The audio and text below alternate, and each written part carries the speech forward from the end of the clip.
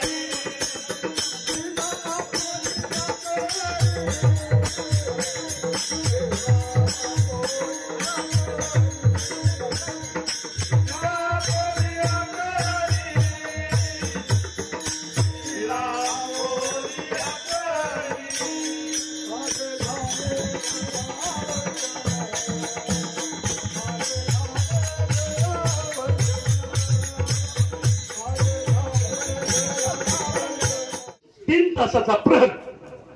पुराणामध्ये सूत्र आहे त्याचं शास्त्रामध्ये तर 7 वाजता सूर्य उदय झाला कल्पना करा कमी असेल जास्त असेल मागे पुढे धरा 7 ला दिवस उगवला पहिला प्रहर चालू झाला 7 ते 10 3 तासाचा 10 वाजेपर्यंत पहिल्या प्रहराला शास्त्रानं काय नाव दिलंय प्रभात काळ माणसानं झोपेतून जागं व्हावं उठावं प्रातःविधी करावा आणि देवपूजा धर्मकार्य करावी आणि 10च्या नंतर दुसऱ्या प्रहर चालू झाला की घराच्या बाहेर पडून आपल्या वाट्याला आलेला उद्योग व्यवसाय करावा उद्योग आणि व्यवसायासाठी बाहेर पडण्याकरता कोणता काळ आहे त्याचं नाव आहे संगव काळ चालू कधी झाला 10 ते 1 वाजेपर्यंत 10 ते 1 मग भले रातभर उशिरा आला झोप लागणं म्हणून सारखा चालीत मोबाईल राहिला आणि उशिरा झोपल्या त्यामुळे त्यानं उशिरा उठला आता कधी उठावं ह्यालाही सूत्र आहे कबीरांना विचारा पहले प्रहर में सब कोई जागे दूसरे प्रहर में भोगी तीसरे प्रहर में तस्कर जागे चौथे प्रहर में योगी 7 ते 9 7 ते 10 हा पहिला प्रहर रात्रीचा जग जाग राहत 10 ते 1 तरणी विषय लंपट माणसं जगतात भोगासाठी 1 ते 4 चोर लागतात चोरांचा दिवस चालू होतो भरझोपीत आणि 4 ते 7 योगी जपी तपी ऋषीमुनी उठतात मग उठायचं कवा त्याला ब्राह्मी मुहूर्त सांगितलाय आणि ब्राह्मी मुहूर्ताची सुरुवात होते 2:45 ते 5:30 हा करेक्ट टायमिंग आहे ब्राह्मी मुहूर्त म्हणून पांडुरंगाची महापूजा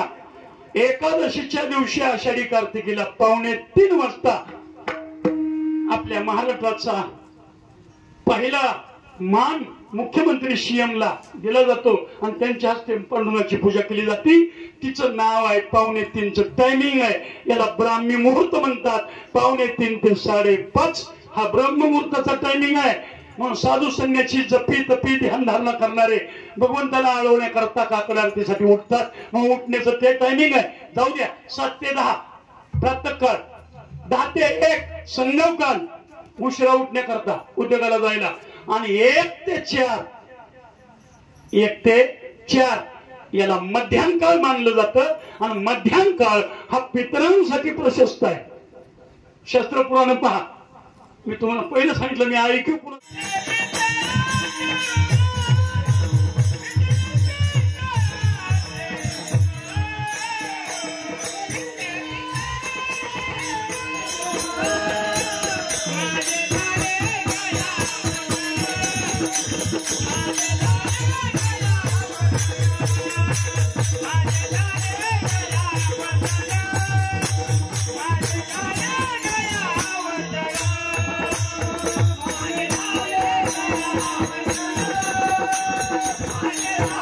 Yeah.